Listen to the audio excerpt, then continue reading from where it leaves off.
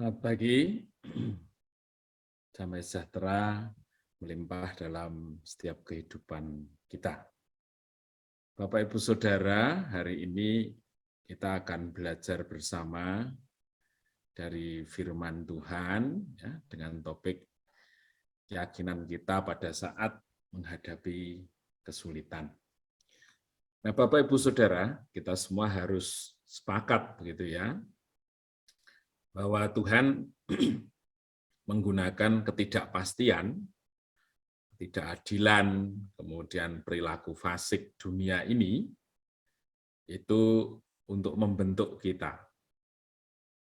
Pertanyaannya, apakah Tuhan tidak sanggup mengubahkannya sehingga kita berjalan dalam kondisi yang baik-baik saja? Ya, kita percaya persis bahwa Tuhan sanggup. Bahkan seringkali kita mengalami satu kondisi di mana sesuatu terjadi, persangkaan kita memang benar-benar dari izin Tuhan. Contohnya gitu ya, kita sudah berdandan rapih begitu, menghadiri pesta atau datang ke acara gereja, tiba-tiba kehujanan di tengah jalan. Nah, tentu hujan itu adalah ya kita tahu bahwa itu alam ini dan 100% kehendak Allah. Apakah Allah benar-benar mengizinkan ini terjadi? Bagaimanakah sikap kita sehingga kita tetap bertindak di dalam kebenaran. Nah, kita akan membaca dari Kisah Rasul 27, tetapi saya hanya membacakan ringkasannya saja, yaitu bahwa Paulus sedang dalam perjalanan menuju Roma, Italia, ya, dengan para tahanan, menggunakan sebuah kapal. Kemudian setelah berhari-hari berlayar, mereka berlabuh di satu pulau yang namanya Pulau Kreta.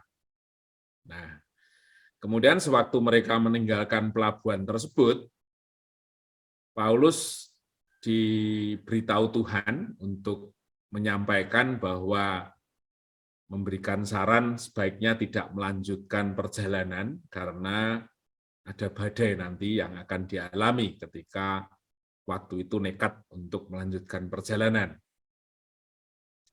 Tetapi rupanya apa yang disampaikan Paulus ini tidak dihiraukan oleh awak kapal gitu ya.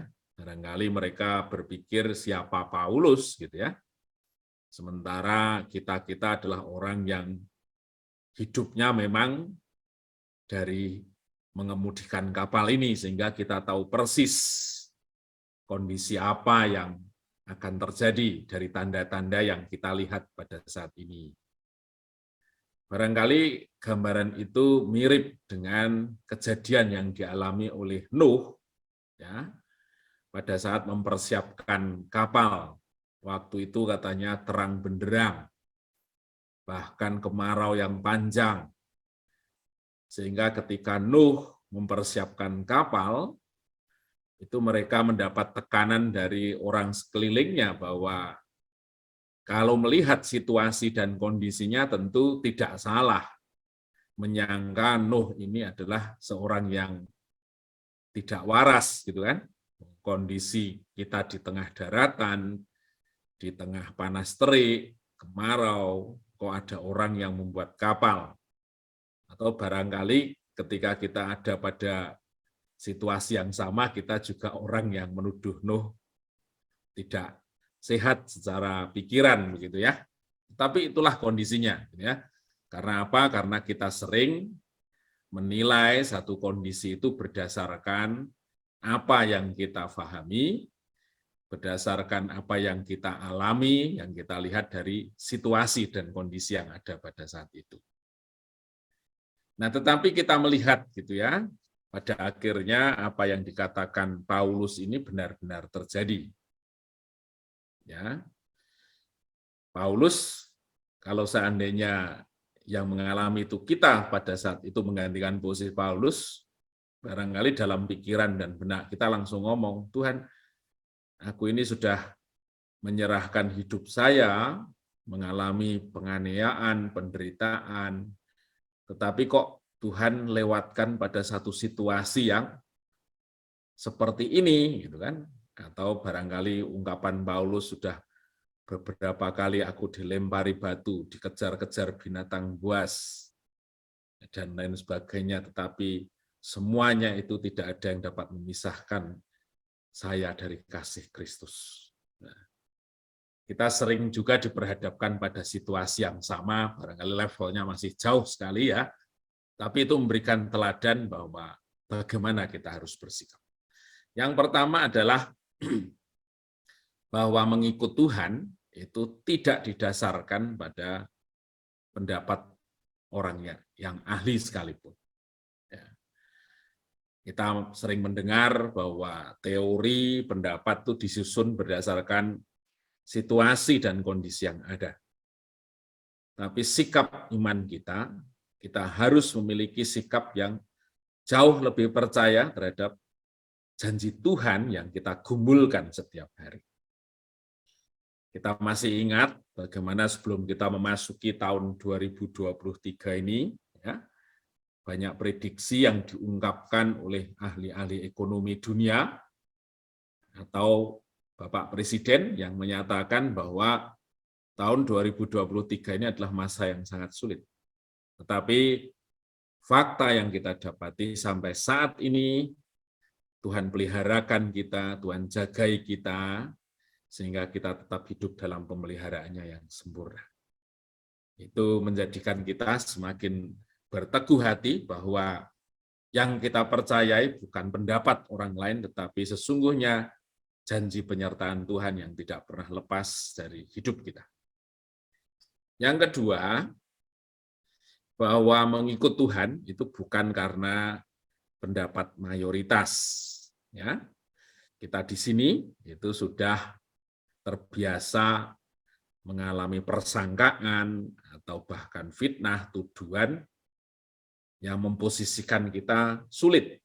Karena apa? Karena kita kaum minoritas. Kemudian di tengah bangsa-bangsa, di tengah suatu bangsa yang tidak dewasa dalam cara berpikirnya, dan itu seringkali dibalut oleh satu identitas agama, gitu ya. Tapi itu mengajar kita untuk kita tetap tegar di dalam Tuhan, ya.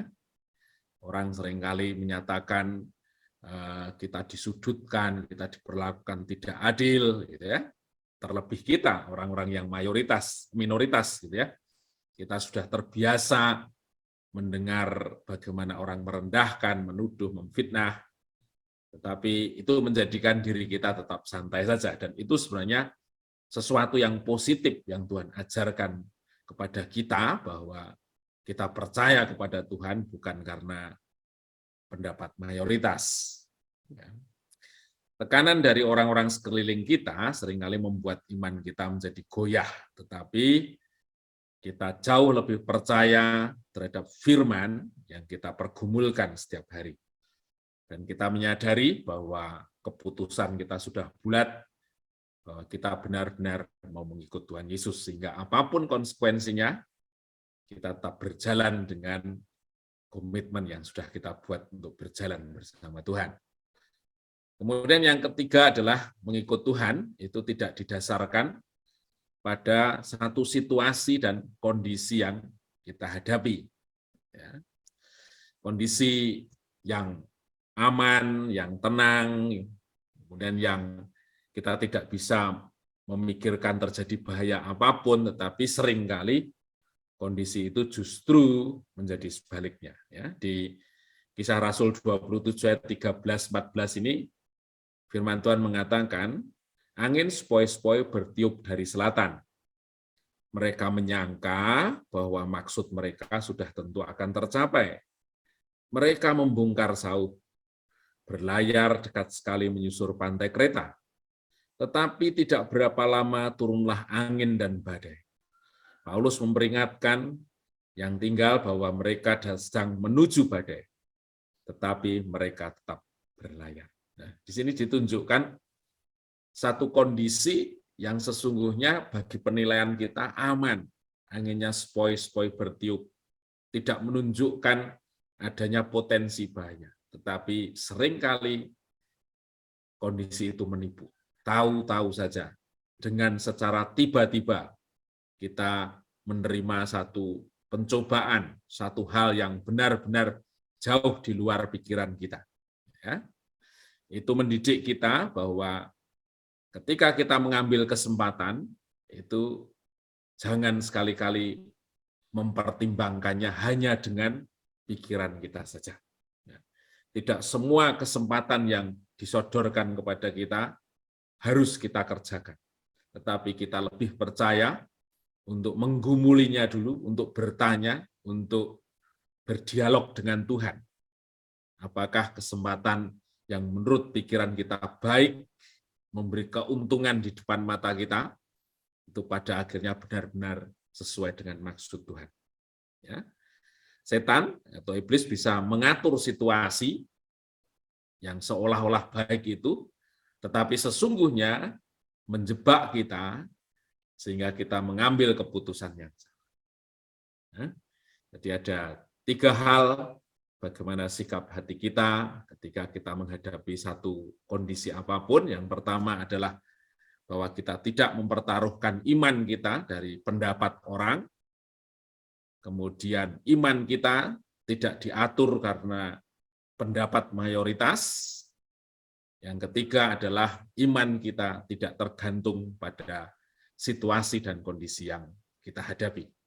Tapi kita tetap percaya dan teguh memegang janji Tuhan, karena hanya dari sanalah kita memperoleh satu kehidupan yang terpeliharakan dengan sempurna. Terpujilah nama Tuhan, mari kita berdoa.